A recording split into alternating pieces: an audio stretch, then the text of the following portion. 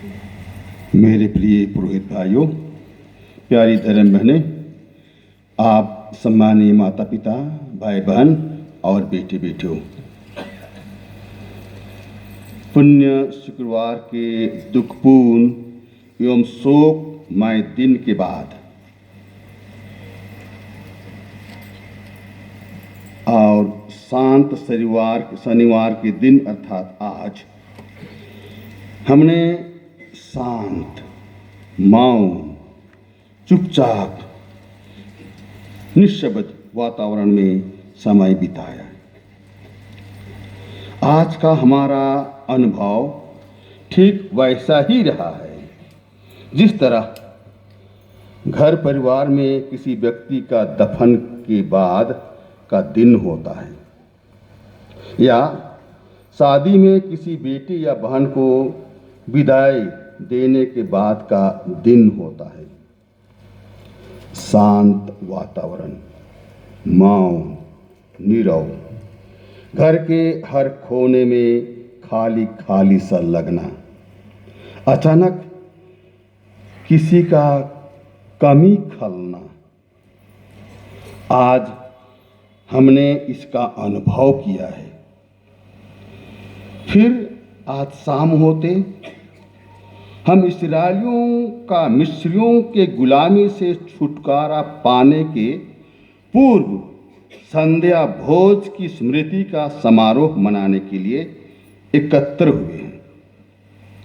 इस्राएली आनंदित, हर्षित और उत्साहित थे क्योंकि वे गुलामी की जिंदगी से छुटकारा पाने वाले थे और उस भोजन के बाद रातों रात प्रतिज्ञा देश की यात्रा शुरू करने वाले थे। इस संध्या समय हम भी उत्साहित हैं, आनंदित हैं और हर्षित हैं क्योंकि हम भी पाप की गुलामी से छुटकारा पाकर, बुराई की दलदल से निकलकर यीशु के साथ नए जीवन जीने के लिए कदम बढ़ाने वाले हैं। यीशु के साथ नया जीवन का अर्थ है पुनरुत्थान का जीवन। भाइयों बहनों, यीशु के पुनरुत्थान की शक्ति हमारे लिए आशा और नए जीवन का संदेश है। पुनरुत्थान के बारे सभी प्रश्नों का सही एवं पर्याप्त उत्तर संत पौलुस अपने कुरिन्थियों के पहले पत्र में अध्याय 15 पद संख्या 55 में देता है। मृत्यु कहाँ है तेरी विजय? मृत्यु कहाँ है तेरा दंश? क्योंकि यीशु के पुनरुत्थान से नश्वर शरीर अनश्वरता को धारण किया है। यीशु के पुनरुत्थान से मरणशील शरीर अमरता को प्राप्त किया है। यहूदी नेताओं ने सोचा था कि नाजरेत के यीशु की कहानी गुड फ्राइडे के बाद समाप्त हो गई है, लेकिन यीशु के पुनरुत्थान ने उनकी सोच को गलत साबित कर दिया। यीशु अब नहीं मर सकते हैं। यो कहें कि यीशु जीवित हैं और हर जगह मौजूद हैं। मृत्यु एक वास्तविकता हो सकती है, लेकिन जीवन का अंतिम शब्द नहीं हो सकेगा, क्योंकि जीतेगा तो हमेशा जीवन ही जीतेगा। नाजरेत का यीशु मानव के रूप में इस्राएल देश में रहे, लेकिन पुनर्जीवित प्रभु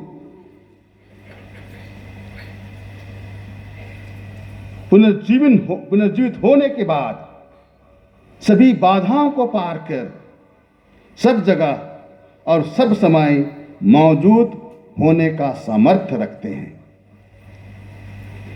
पास का जागरण अंधकार पर प्रकाश का, मृत्यु पर जीवन का, पाप पर पुण्य का और शैतान पर ईश्वर की विजय का सबसे बड़ा उत्सव है।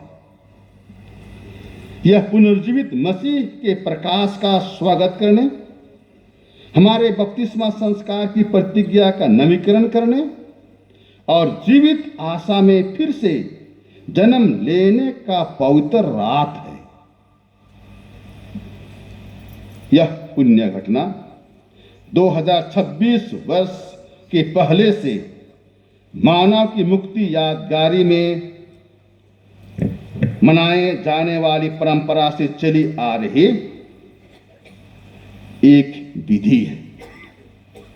लेकिन आज इस्राएल देश में भयंकर युद्ध छिड़ा हुआ है।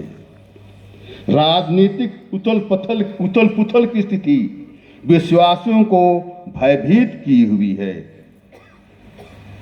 जहां शांति का उदय हुआ था, वहीं अशांति छा गई है। यरूशलेम के पेट्रियार्क प्रांतीय धर्माध्यक्ष द्वारा अवगत कराया गया है कि इस वर्ष जैतून पहाड़ से यरूशलेम शहर प्रवेश करने की परंपरागत खजूर डालियों की जुलूस नहीं हुई और क्रिसमस एवं यीशु की पिछली बारी के धर्म विधि मनाने का दिन भी स्थगित किया गया है। ये हमारे लिए अत्यंत दुख की बात है, चिंता का विषय है। इस पावन रात्रि में पुनर्जीवित यीशु से निवेदन करें कि इस्राएल में जल्द युद्ध की समाप्ति हो और वहां शांति कायम हो। प्रिय भाई बहनों, आज भारत में भी हम चुनौतियों से वंचित नहीं हैं। जिस तरह मसीह ने अन्याय सहा, निर्दोष होते हुए भी पिलातुस के दरबार में भीड़ की मांग पर एक डाकुओं के सरदार को रिहा कर जीवन दिया गया और निर्दोष यीशु को मृत्यु दंड सुनाया गया। मत्ती रचित सुसमाचार अध्याय 27 पद संख्या 15-20 में। वैसे ही आज भी समाज में कितने निर्दोष जेल की सजा भुगत रहे हैं और दोषी खुले आसमान में विचर रहे हैं। रोमन राज्यपाल को मालूम था यीशु कोई अपराध नहीं किया है, लेकिन उत्तेजित भीड़ की मांग पर और झूठे गवाह के आधार पर उसे अपराधी ठहराया गया।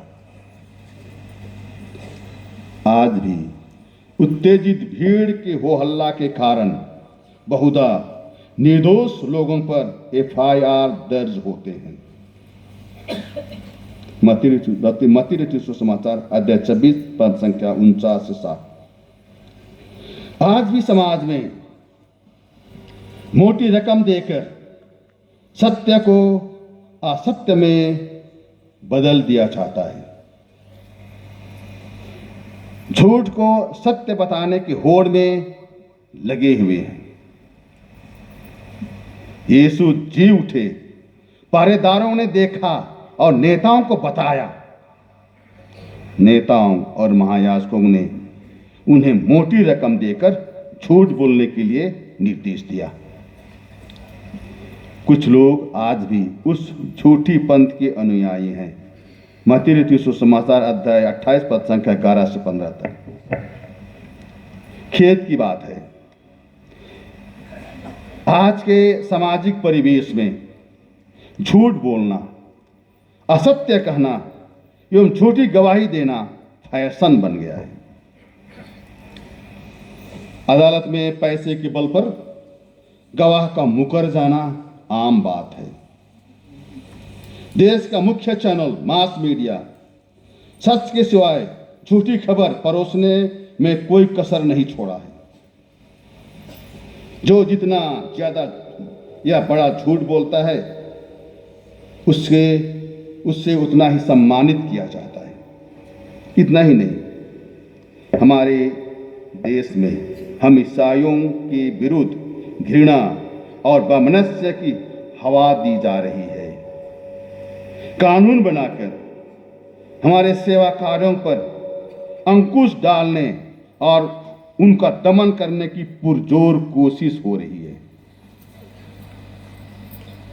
ऐसे माहौल में प्रिय भाइयों बहनों, प्रभु यीशु का क्रूस बलिदान और पुनरुत्थान हमें याद दिलाता है कि यीशु ने इन सब बुराइयों के लिए प्रायश्चित पहले से ही कर लिया है और सबका मेल करा लिया है।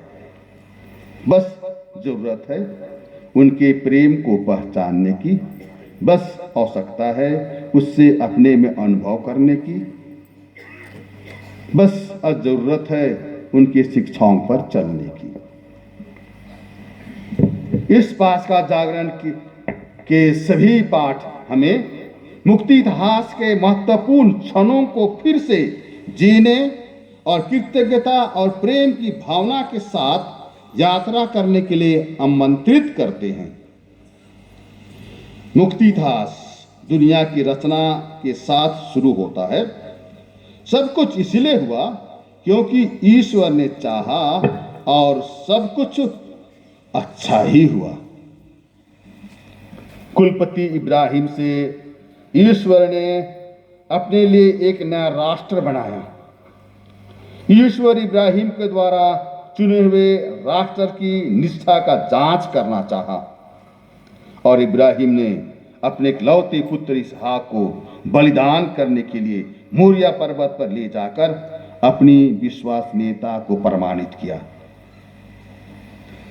इब्राहिम के इस व्यवहार से प्रसन्न होकर ईश्वर आशीर्वाद देते हुए कहता है, मैं तुम पर आशीष बरसाता रहूंगा। मैं आकाश के तारों और समुद्र के बालुओं की तरह तुम्हारे वंशज को असंख्य बना दूंगा और वे अपने शत्रुओं के नगर पर अधिकार कर लेंगे। तुमने मेरी आज्ञा का पालन किया है, इसलिए तुम्हारे वंश के द्वारा पृथ्वी के सभी राष्ट्रों का कल्याण होगा। उत्पत्ति ग्रंथ अध्याय 22 पद संख्या 17-18। निर्गमन ग्रंथ के पाठ हमें मुक्ति विधान की घटना को याद दिलाता है। इस्राएली लाल सागर के सूखी सतह पर पार हो गए। समुद्र उनके दाएं और बाएं दीवार बनकर खड़ा हो गया। उस दिन प्रभु ने इस्राएलियों को मिस्रियों के हाथों से छुड़ा लिया। इस्राएली पानी के किनारे मिस्रियों के लाश को देखा और प्रभु के महान कार्य देखकर वे प्रभु से डरने लगे। उन्होंने प्रभु में और उसके सेवक मूसा में विश्वास किया। निर्गमन ग्रंथ अध्याय 14 पद संख्या 26 से आगे। फिर नबी ईसायास इस्राएलियों के निर्वासन का अंत और उनकी मातृभूमि में लौटने की बात करते हैं। इस तरह हम देखते हैं कि प्रभु की प्रतिज्ञा नबी के शब्दों में ही पूरा होती है, जहां यहोवा ईश्वर इस्राएली जनता के साथ स्थापित पुराने विधान को नवीकरण करके उसे चिरस्थायी बनाने के लिए अपने पास उन्हें वापस लौटने का आह्वान करता है। वह लोगों से वादा करता है कि वे उनके पास लौट आए तो उनकी आत्मा जीवित रहेंगी। वह अपने वचनों की तुलना वर्षा और हिमपात से करता है, जो आकाश से नीचे आकर पृथ्वी को उपजाऊ बनाए बिना और प्रचुर मात्रा में फल उत्पन्न किए बिना अपने स्रोत के पास नहीं लौटती है। ईसायास नबी के ग्रंथ अध्याय 12 पद संख्या 2-3।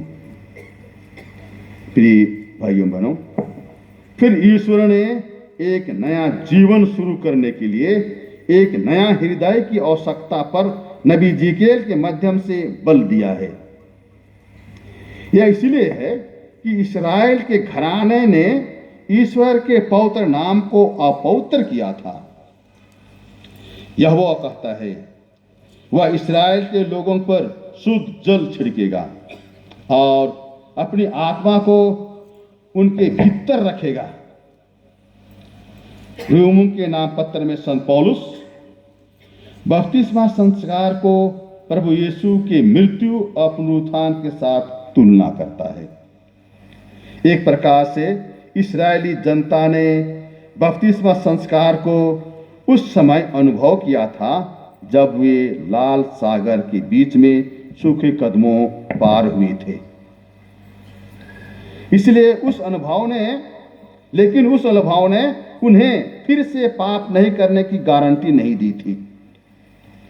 इसलिए यह पास्का जागरण हमें उस घटना को पुनः याद कराता है। हम अपने बपतिस्मा के प्रतिज्ञाओं को याद करें और उसमें दृढ़ रहने के लिए और पाप में नहीं गिरने के लिए ईश्वर से आशीष एवं कृपा मांगे और प्रभु के साथ नया जीवन जिए। आप सबको अपीस्टर पुनर्जीवित प्रभु ईश्वर आपके दिलों और आपके घरों को अपनी अपार शांति एवं खुशी प्रदान करे। आमीन।